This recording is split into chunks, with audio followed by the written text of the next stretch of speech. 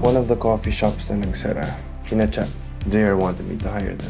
I have some great news for you.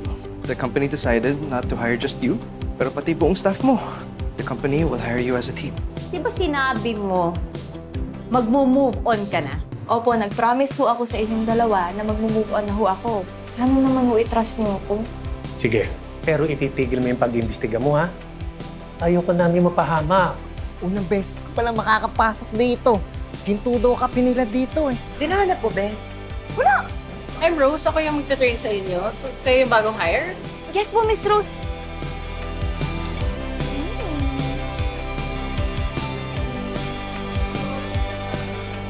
Matt, trabaho to. We're professional.